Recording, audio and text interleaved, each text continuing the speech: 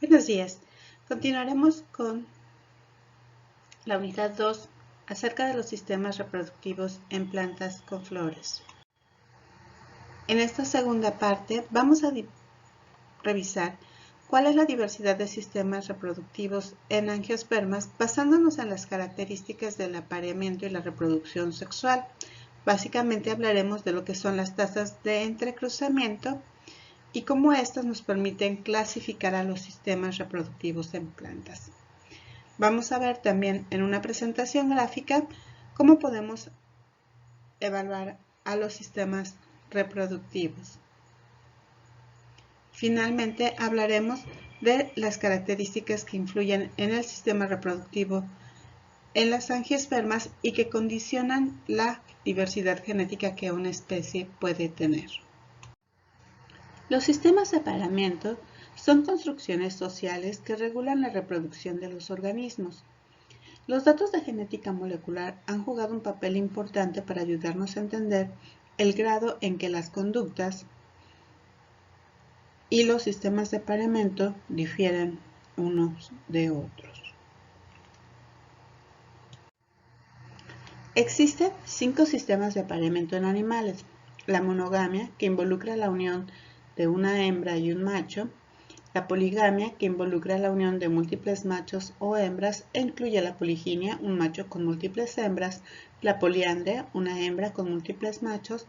La poliginandria, múltiples hembras y múltiples machos.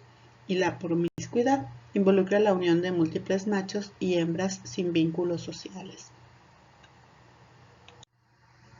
En plantas, los sistemas de apareamiento se definen con base a la proporción de progenie que proviene de la entrecruza, es decir, la cruza entre los individuos diferentes. También puede definirse por la calidad de estas cruzas, es decir, si estas provienen de endogamia biparental, es decir, de cruzas entre individuos emparentados, o por el número de individuos que son padres de una progenie. Los 3 sistemas de apareamiento en plantas son la entrecruza. En este la progenie proviene de cruzas entre diferentes plantas. El número total de individuos que pueden ser padres de esta progenie puede variar entre 1 hasta el número total de adultos machos que estén proveyendo el polen, y estos individuos pueden o no estar emparentados con la madre, es decir, con la planta receptora del polen. La autogamia es la progenie que proviene de autofertilización. En este caso, el número de individuos involucrados en la paternidad es solamente 1, que es la planta aceptora que funciona como madre y que también provee del polen. Al mismo tiempo, este es el grado más alto que puede haber de apareamientos endogámicos porque los individuos están produciendo progenie consigo mismos.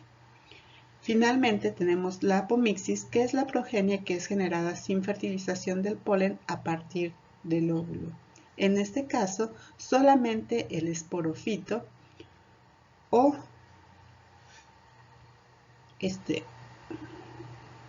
sería el único involucrado en el desarrollo de la progenie. Es también otro ejemplo de endogamia extrema. En 1940, Isch revisó la presencia de autofecundación en diferentes órdenes de plantas y en 1957 Frixell resumió la literatura y presentó información para más de 1.200 especies, clasificando las especies en autógamas, mixtas o genógamas. Estos resultados se basaban principalmente en la evaluación de la producción de semillas después de autopolinización y en la asociación de características que podían condicionar a los sistemas reproductivos.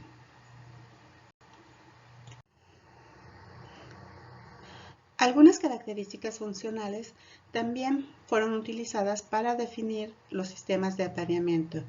Por ejemplo, se sabe que las plantas que tienen una expresión sexual diferencial entre individuos tienen que ser entrecruzadas. Esto es, las plantas dioicas en donde hay individuos femeninos y masculinos solo pueden formar frutos cuando hay entrecruzamiento. Pero esto no está garantizado en la monoicía, ginodiosía, androdiosía o triosía, porque dentro de un mismo individuo coexisten la función masculina y femenina. Tampoco se garantiza que haya entrecruzamiento cuando hay diferencias en la expresión temporal de las partes florales, es decir, cuando hay dicogamia y se presentan protandria o protoginia. Esto sucede porque aunque se previene la autopolinización, las inflorescencias pueden tener desarrollo secuencial o puede haber múltiples inflorescencias o flores dentro de un individuo y estas pueden todavía intercambiar polen entre ellas y producir hijos por autofecundación. Otros dos caracteres que podrían promover el entrecruzamiento son la separación espacial de las anteras y los estigmas, es decir, la presencia de ergogamia, pero esta prevención va a depender de la conducta del polinizador y del arreglo espacial. Por ejemplo, los polinizadores pueden visitar las anteras de un mismo individuo y mover el polen a los estigmas de otras flores dentro de este individuo. O pueden tomar el néctar primero y al dirigirse hacia el nectario, depositar el polen sobre el estigma. El sistema de autoincompatibilidad, que es la prevención de la formación de semillas en un individuo que es hermafroditamente fértil a través de comunicación química y reacciones a nivel molecular, también puede prevenir la autofecundación. Sin embargo, hay modificaciones genéticas o rompimientos en el sistema que permiten que algunos individuos puedan producir semillas o progenie a través de autofecundación. Se han asociado también características a la autogamia y estas pueden ser o promover la autofecundación dentro de la misma flor y esta puede ser de manera automática cuando, por ejemplo, las anteras se incurvan sobre el estigma o cuando las flores nunca abren, es decir, cuando las flores son cleistogámicas. También hay autogamia cuando las flores de un mismo individuo son polinizadas por otras flores. Y esto ocurre porque en muchas plantas el arreglo de las flores en módulos de inflorescencias tiene un desarrollo secuencial, es decir, algunas de ellas se presentan en fases receptivas femeninas, mientras que otras están en fases femeninas masculinas, y esto no previene la transferencia de polen del mismo individuo. Se sabe o se piensa que la autogamia tiene como ventaja selectiva el asegurar la reproducción sexual, y esto puede ocurrir inclusive en ausencia de algunos polinizadores, como en el caso de la autopolinización automática o en el caso de la cleistogamia. Sin embargo, puede conllevar también a la expresión de la depresión endogámica, de la cual ya hemos hablado, y reducir la variabilidad genética, como veremos más adelante.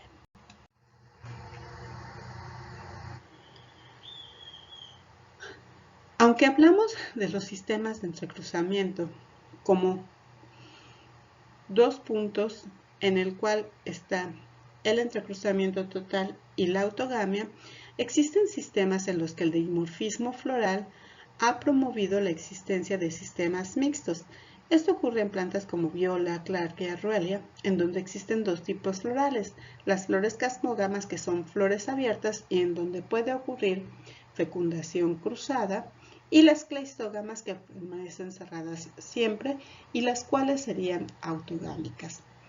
Hemos visto además cómo las características funcionales de las plantas no previenen en la mayoría de los casos la autopolinización, aunque promuevan el entrecruzamiento. Es por eso que los sistemas de apareamiento pueden ser una mezcla de estos extremos, es decir, los sistemas mixtos, aquellos en los que una parte de la progenie proviene de autopolinización y otra de entrecruzamiento, es muy probable. Esta realidad solo fue visible hasta que pudieron utilizarse de manera frecuente los marcadores moleculares para hacer las estimaciones de las tasas de polinización. En el panel superior vemos la primera gran revisión que se hizo a este respecto, que fue conducida por Shimsky y Landen en 1985, en la cual analizaron 55 especies. Ellos observaron que la mayor parte de las especies eran o autopolinizadas, aquellas que están cerca del origen en nuestra gráfica, o eran entrecruzadas, aquellas que están más lejos del origen y que tienen tasas de entrecruzamiento cercanas a 1%. También observaron que esto era más evidente para las especies que tenían polinización abiótica, aquellas que están en gris clara. Sin embargo, cuando se hacen estudios o cuando se analizan más especies, se encuentra que son pocas las que puedan autopolinizarse. El panel inferior podemos ver que es menos del 10% de las especies las que presentarían estos sistemas de autogamia, y la mayor parte de ellas, cerca del 40%, presentan entrecruza. Lo que es más importante es que el 50% restante está entre las categorías intermedias, es decir, las plantas tienen un sistema mixto de apareamiento. Estos sistemas mixtos de apareamiento son posibles porque las características que van a afectar al sistema de apareamiento y el mismo sistema de apareamiento está condicionado por factores ambientales y, aunque tengan una base genética, están sujetos a selección. En esta gráfica podemos ver la heredabilidad de diferentes aspectos asociados con el sistema de apareamiento en la gráfica superior. Podemos ver que las tasas de apareamiento no son tan heredables. El punto medio, que es 0, hablaría de una herencia intermedia, los puntos más cercanos a unos de herencia más alta, y aquellos que están a la izquierda del 0 nos hablarían de un control completamente ambiental. Podemos ver que el sistema de apareamiento tiene tanto especies en las cuales hay un control genético muy fuerte, aquellas que tienen heredabilidades mayores a 0, como aquellas que están controladas por el ambiente.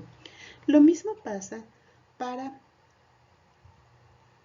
las características que van a definir la sexualidad de las plantas. Podemos ver que la media está cerca de 0, al igual que con el sistema de apareamiento, pero existen también muchas especies en las cuales el control o la transición entre las funciones masculinas y femeninas es muy lábil, depende completamente del ambiente. En la última gráfica vemos algunas características que están relacionadas con la atracción de las flores y podemos ver, al igual que en las anteriores, que el control ambiental es para muchas especies muy importante, mientras que en otras el control genético es el que las determina.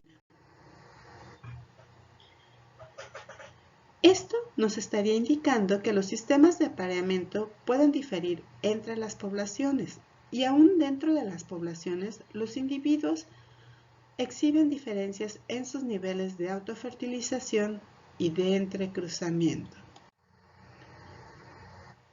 Si nosotros vemos nuevamente una gráfica de la frecuencia de entrecruzamiento, pero ahora la vemos en estas gráficas simultáneas, podemos ver que todos los puntos en esta línea negra que se refiere a la polinización biótica están formando una recta casi continua, lo que nos indica que los sistemas mixtos son muy frecuentes y que hay varias combinaciones posibles para estas tasas de entrecruzamiento. Lo mismo ocurre para las plantas que son polinizadas por viento, aunque en estas las bajas tasas de entrecruzamiento son menos abundantes. Podemos ver que menos del 20% de las plantas tienen tasas de entrecruzamiento, de 0.5. La variación en los sistemas de apareamiento puede ocurrir porque, por ejemplo, dada la fenología de la floración, las plantas que florecen al inicio o al final de la época de floración pueden ser predominantemente autofertilizadas porque no hay individuos que florezcan sincrónicamente durante este tiempo. Y al contrario, las plantas que florecen durante el pico de floración, es decir, cuando hay más individuos en floración dentro de una población, pueden ser predominantemente entrecruzadas. La ergogamia puede afectar la cantidad de polen propio que alcanza el exima. Por ejemplo, cuando las anteras están en la parte superior del estigma, este puede depositar su polen y mientras más cerca esté del estigma, más fácil será que éste caiga de manera natural. La coloración de las flores también puede influir en el número de visitas que reciban de los polinizadores y es posible, por ejemplo, que los morfos de color raro reciban menos visitas de estos polinizadores y por lo tanto tenderán a autofertilizarse. La densidad poblacional puede afectar los sistemas de apareamiento de plantas de diferentes maneras. Por ejemplo, en algunos casos, cuando las plantas producen muchas flores, en las poblaciones menos densas puede haber una autofecundación predominante, porque los polinizadores visitarán más tiempo a un individuo y moverán el polen dentro de este antes de visitar al siguiente. En cambio, si la producción de flores es baja y hay una densidad poblacional baja, los polinizadores, si son fieles a la especie, visitarán pocas flores de un individuo y se moverán al siguiente, facilitando el entrecruzamiento. Otro factor que afecta a los sistemas de apareamiento es el arreglo de las plantas. Por ejemplo, las plantas en el centro de las poblaciones densas pueden ser predominantemente entrecruzadas, mientras que aquellas que crecen en la periferia son predominantemente autofecundadas. Eso se debe a que el movimiento al centro de las poblaciones se facilita entre individuos, mientras que en el exterior solamente algunas flores serán visitadas antes de que los polinizadores dejen a esta población. La rareza de los polinizadores o qué tan frecuentemente se les puede encontrar en una población también va a afectar las tasas de entrecruzamiento. Cuando los polinizadores son comunes, puede haber una gran tasa de entrecruzamiento, mientras que en las poblaciones donde los polinizadores son raros, se puede pensar que la autofecundación será más frecuente. Aún al interior de los árboles se pueden encontrar diferencias en las tasas de entrecruzamiento. Por ejemplo, las porciones más expuestas de las coronas pueden tener mayores tasas de visitas de los polinizadores que aquellas porciones que están protegidas. Por lo tanto, es posible que algunas prácticas de manejo como la poda selectiva o el aclareo de flores e inflorescencias alteren el tiempo y duración del periodo de polinización. Estas prácticas se conocen desde hace mucho tiempo y han permitido que se incremente la producción de frutos y la calidad, por ejemplo, en las palmas datileras o en las manzanas, en donde se remueven las flores que se producen en las partes internas.